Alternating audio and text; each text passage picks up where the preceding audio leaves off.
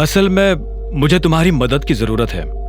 अनन्या किसी प्रॉब्लम में फंसी हुई है और तुम ही उसे निकाल सकते हो। मैं ये भी नहीं चाहता हूं कि अनन्या और उसके परिवार को पता चले कि मैं कौन हूं। तो मैं उन्हें कह दूंगा कि मैंने अपनी मैनेजर की पोजीशन अकरम को मनाने के लिए कॉम्प्रोमाइज किया है और साथ ही उनसे कहा है कि वो चाहे तो कुछ वक्त तक मुझे कम सैलरी भी दे सकते हैं। क्या बात है, बहुत बढ़िया। इससे तुम्हारा काम भी हो जाएगा और पहचान भी छुपी रहेगी।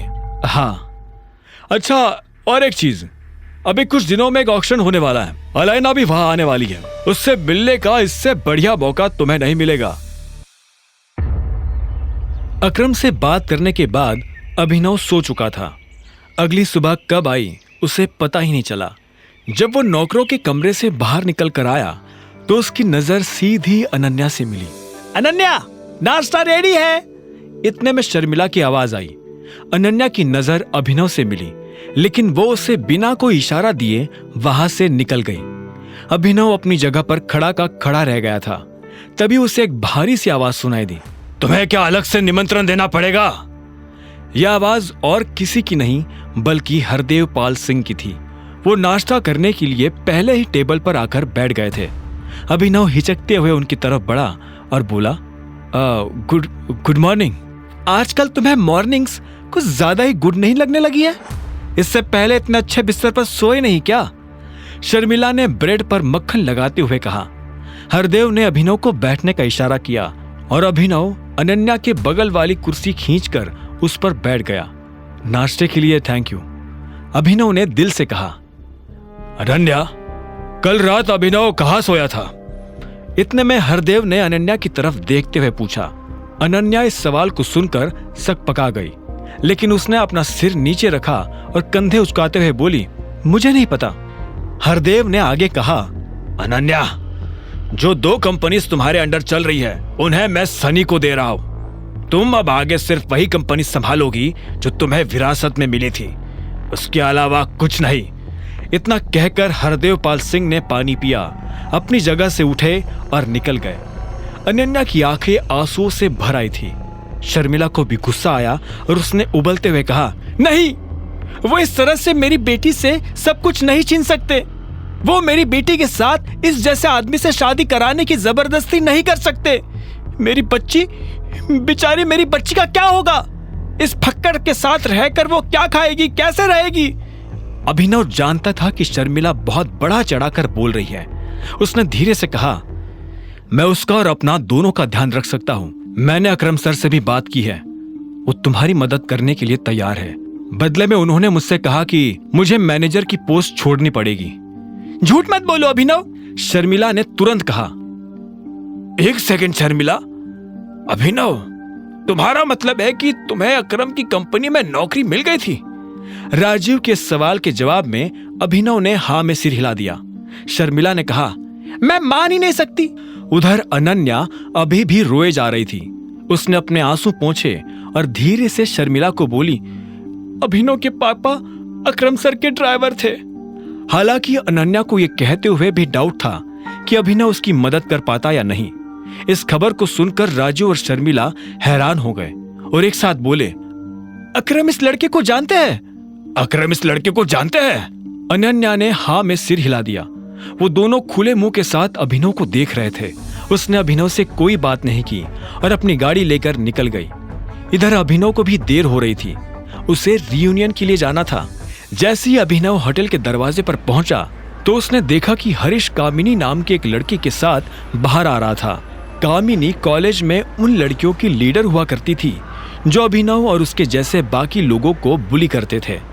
जैसे उसकी नजर अभिनव से मिली तो उसने कहा, ओह, देखो तो कौन आया है, अभिनव। हेलो, अभिनव ने कहा। कामिनी ऊपर से नीचे तक उसके सूट को देख रही थी। इतने में हरीश ने कहा, बहुत बढ़िया सूट पहना हुआ है। मुझे तो लगा था कि तुम आओगे ही नहीं, क्योंकि डिलीवरी वालों का टाइम फिक्स नहीं होता ना, उन्हें कभी भी डिलीवरी के लिए बुला लेते हैं।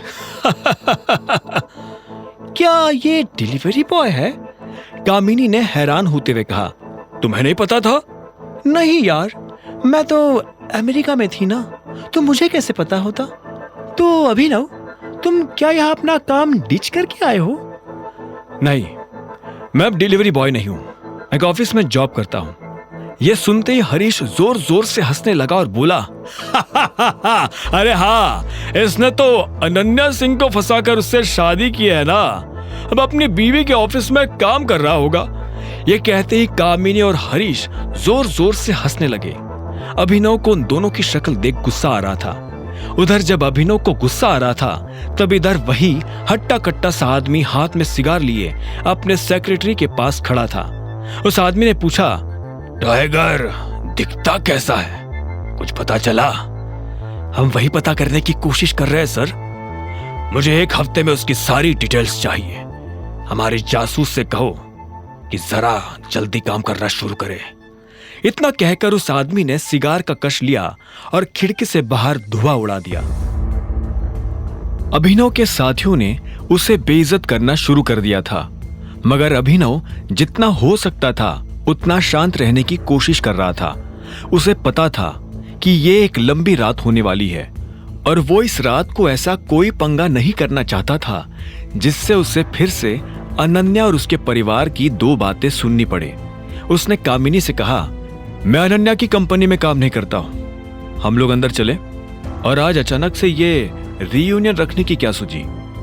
हरीश ने यह सुनते ही अपना गला साफ किया और कामिनी के हाथ में अपना हाथ डालते हुए बोला, चलो अंदर चलते हैं। वो देखो, कृतेश भी आ गया। हेलो कृतेश। अभिनव ने जैसे ये सुना तो वो पलटकर देखने लगा। कृतेश बिना अभिनव को देखे उसके बगल से निकल गया था। एक अमीर बाप का हैंडसम लड़का कृतेश सभी का चहेता था। लड़कियां उससे अपना बॉयफ्रेंड बनाने के सपने देखती रहती थी और लड़के उससे अपना जिगरी दोस्त। हेलो पीपल, कृतेश ने जोश में कहा। तभी उसकी नजर अभिनव से मिली और वो बोला, ओ हो, मुझे नहीं पता था कि तुम भी यहाँ आने वाले हो। हेलो कृतेश, अभिनव ने झूठी मुस्कान के साथ कहा। चलो तो फिर पार्टी शुरू की जाए, हरीश ने कहा और सब लोग अंदर चले गए। वो सभी एक बड़े से हॉल में पहुंच चुके थे। अभिनव बहुत सालों के बाद उन चेहरों को देख रहा था जिन चेहरों ने कुछ साल के लिए उसका जीना हराम कर दिया था। हालांकि हमने कोशिश की थी कि सब लोगों को बुलाए, लेकिन अनफॉर्चुनेटली सारे लोग नहीं आ पाए। जो नहीं आए वो बदकिस्मत है, और जो आए हैं मैं उन सब की तरफ से कृतेश को थैंक यू कहना चाहता हूँ। थैंक्स अ लॉट कृतेश, अगर तुम नहीं होते तो ये सब नहीं हो पाता। गिरीश ने कहा, हाँ, कृतेश की वजह से ही हमें ये होटल मिला है। He is paying for all of us. Kritesh, अब तो बता दो ये सब कितने का पड़ा? कामिनी ने पूछा। यह सुनते ही कृतेश के चेहरे पर शर्म भरी मुस्कान आ गई और उसने कहा, सबसे पहले तो आप लोगों को थैंक यू। उसके बाद कृतेश कामिनी के पास आया और धीरे से उसके कान में कुछ फुसफुसाने लगा। कामिनी उसकी बात सुनकर हंसे जा रही थी। अभिनव एक लड़की के बगल में आकर बैठ गया था। वो उसे जानता तो था, लेकिन उसका नाम भूल चुका था। तभी एक लड़की ने कामिनी से कहा, मैंने सुना है तुम वर्ल्ड टूर पर गई हुई थी। कामिनी ने घमंड भरी मुस्कान के साथ कहा, हाँ, मैं अभी 10 कंट्रीज घूम कर आई हूँ और अभी थोड़े दिनों बाद पेरिस जाने की सोच रही हूँ। और इस बार तो मैं भी इसके साथ जाने का सोच रहा हूँ। इंडिया से काफी बोर हो गया हूँ। हरीश ने कहा और हंसने लगा। बाकी सभी लोग भी उनके साथ हंस रहे थे, सिवाय अभिनव के। इतने में कामिनी ने कृतेश की तरफ देखा और बोली, वैसे तुम आजकल क्या कर रहे हो? मैं तो अभी इंडिया में रहने वाला हूँ। कुछ प्रोजेक्ट चल रहे हैं, उन पर काम कर रहा हूँ। बाय द वे, हम लोगों को ऑर्डर प्लेस कर देना चाहिए। जिसे जो खाना हो, जो पीना हो, वो ऑर्डर कर सकता है। And yes, don't worry about the bills. यह सुनते ही अभिनव को हंसी आ गई।